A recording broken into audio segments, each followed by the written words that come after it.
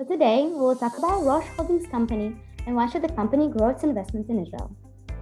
Roche was founded in 1896 and quickly became one of the biggest biotechnology companies in the world. In this presentation, we will talk about the company's action and the relevancy of investing into a development center in Israel. We will view a variety of aspects of possible competitions, security and political aspects, regulation problems, and even advantages in the local market. But first, let's talk about what is Roche Holdings.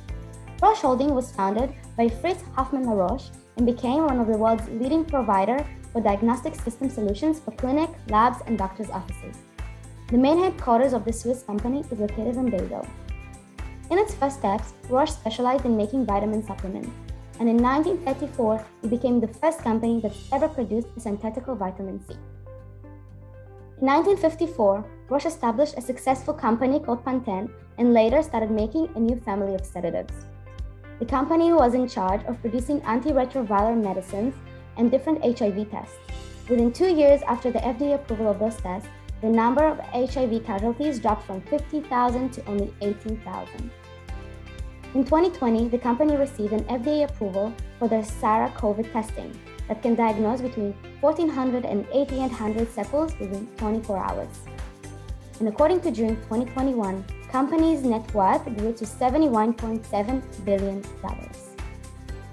The company works in a variety of departments: diagnostic, medicine, and research. In the diagnostic department, the company works on a wide range of devices and rapid, reliable tests for disease testing and diagnostic laboratories. In the medicine department, the company manufactures cures for cancer, viral infections, metabolic issues, and more. And in the research department, the La Roche Holdings produces devices and test kits for use in the research markets. So, why Israel will be a great location for Roche to settle in at, you ask? Israel aspires to import big businesses in order to increase its GDP. So the Israeli government has decided to encourage international companies that operate in Israel with a huge tax discount that can get as low as 6% income tax. That's incredibly low. Israel just recently signed Abraham Accords, a peace agreement and free trade agreements with the UAE and Bahrain. The interests of these nations are obvious to every Israeli: mutual development and knowledge sharing. Which brings us to the next subject: technology.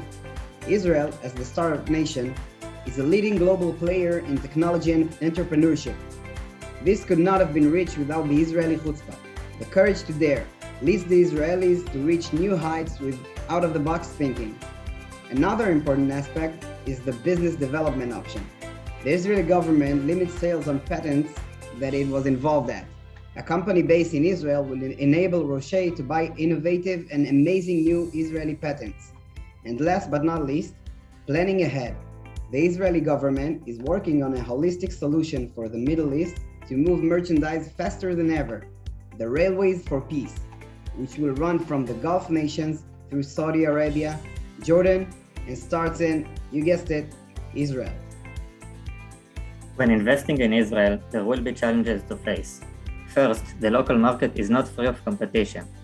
Big companies like Teva, Bayer, and Pfizer are working in Israel.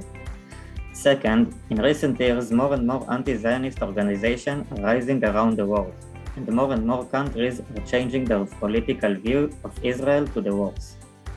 Some of those countries and organizations apply international pressure and boycotts against Israel. In addition, the Israeli Ministry of Health Regulation demands different standards than that of the FDA or the EMA.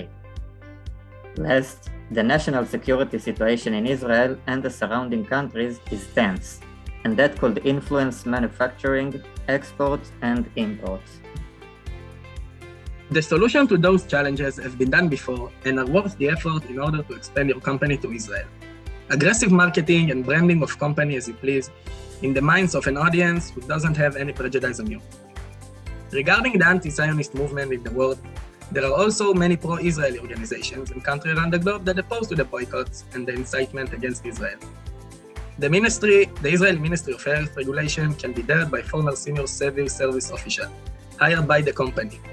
Last, regarding the security situation, establishment of the development center in common areas of Israel like Gush Dan and the Sharon area, while mentioning communication with the authorities, will be enough to make sure you keep being productive at any time.